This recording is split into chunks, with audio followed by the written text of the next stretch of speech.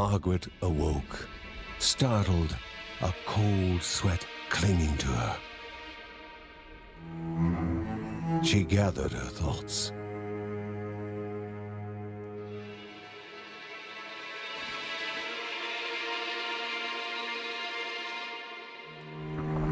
Aged wood creaked, echoing through the quiet rooms.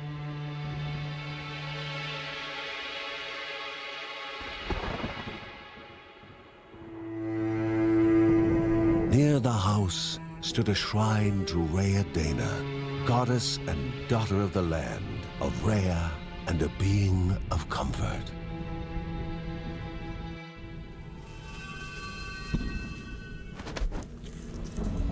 Margaret sought answers. But the goddess did not speak. There was only the faint whisper of something dark, something hungry.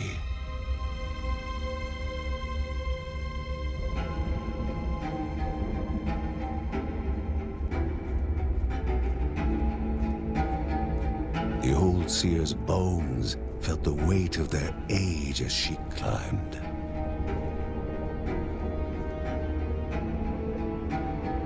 The only thought on her mind, has it begun again?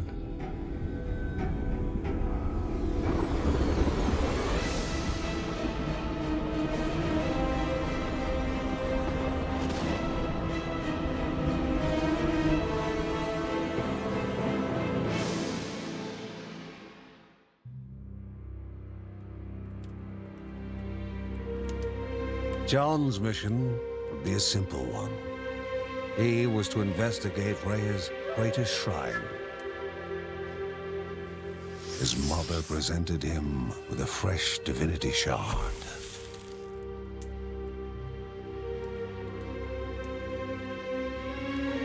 From his brother came a newly sharpened sword.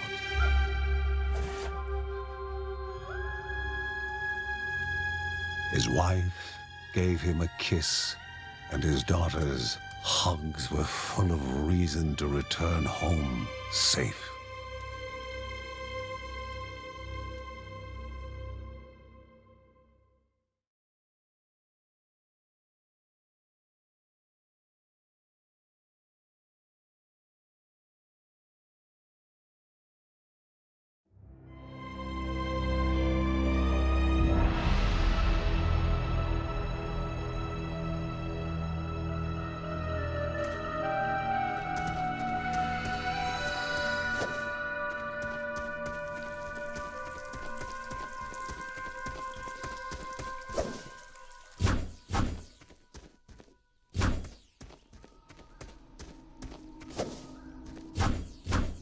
Rhea, a land long forgotten, a place of unimaginable beauty.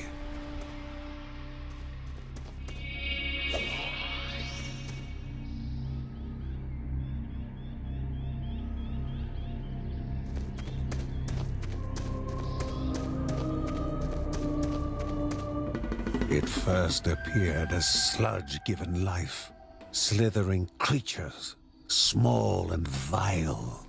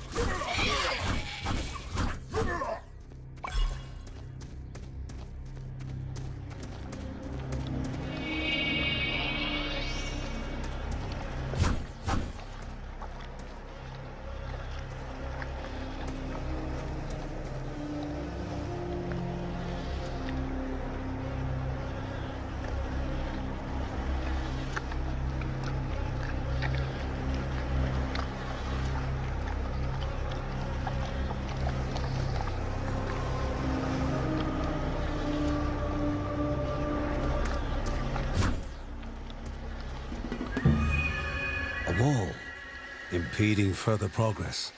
A battle was certain.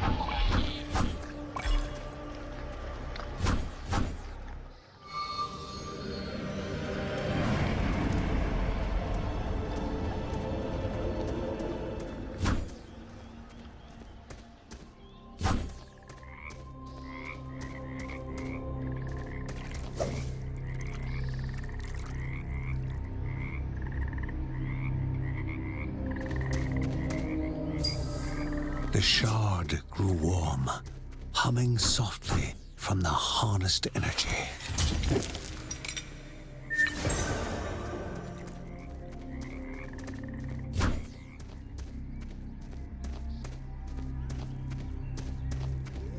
Before him was now one more dangerous than those that came before.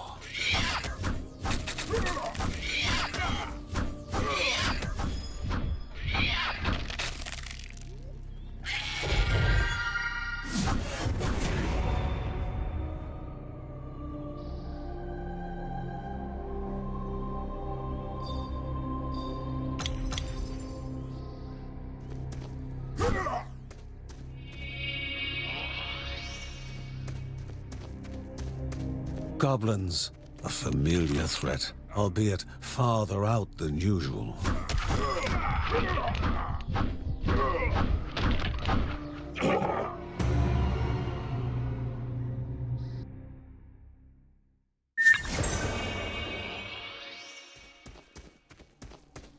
Goblins, a familiar threat, albeit farther out than usual.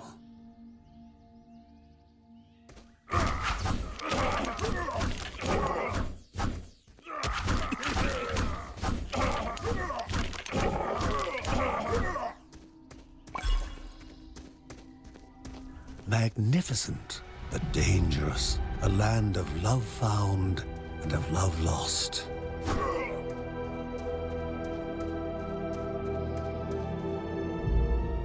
Before him was sacred ground, left untouched in days gone by. Remaining calm and collected, the shock of his heart-skipping beats was concealed in expert fashion. Before him stood Linda, his eldest daughter, with bow and quiver at the ready, determined to do her part.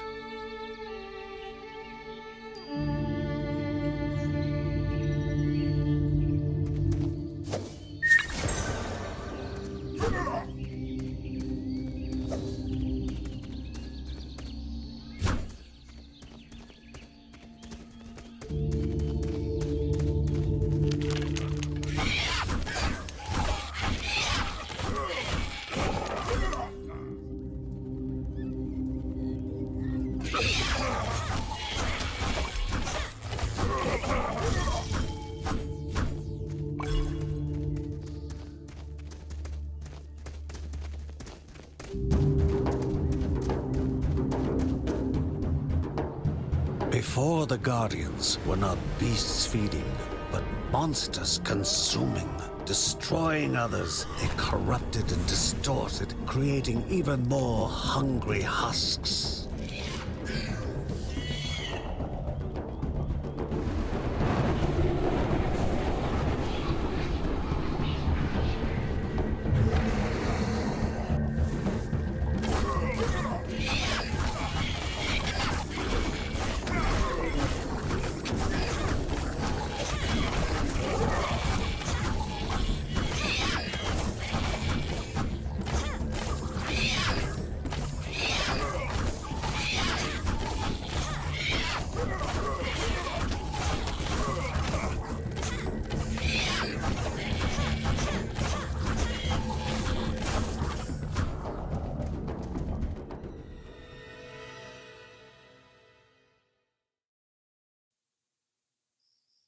the ancient tree had been cut down.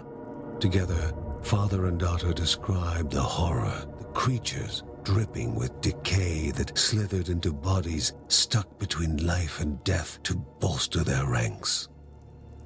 Grandma Margaret confirmed what they all feared. It was the corruption, a cruel entity spoken of only with hushed voices, an ocean of darkness that flowed from the top of Mount Morta. And the Bergsons' duty was to stand against this devouring deluge of death. Kevin was also eager to do his part in the family's fight, especially when his older brother Mark was off somewhere. He was as much a guardian of their mountain home as any of them. She stood. If they were to reach the summit and destroy this evil, as the Bergsons of old had done in the past, they would need the assistance of the sanctuary.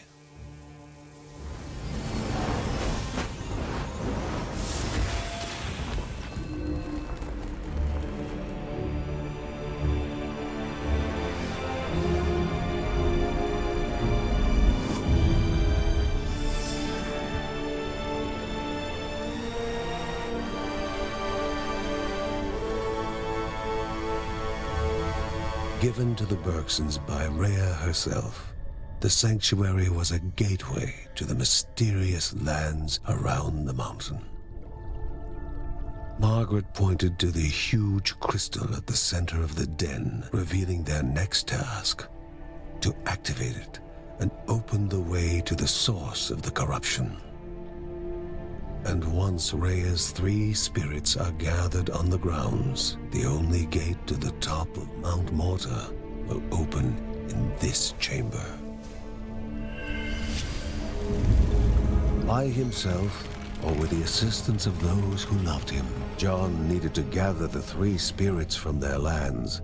Without them, he would not be able to stem the flow of the corruption.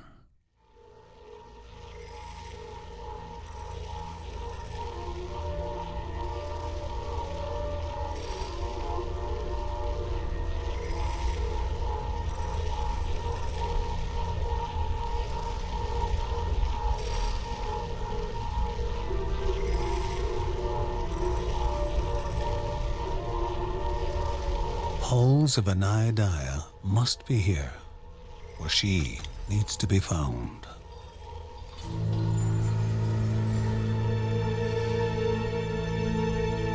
A celestial shard chipped directly from the ancient crystal in the sanctuary. It would be the Bergsons' lifeline, a tether to pull them back home before death's fateful whisper.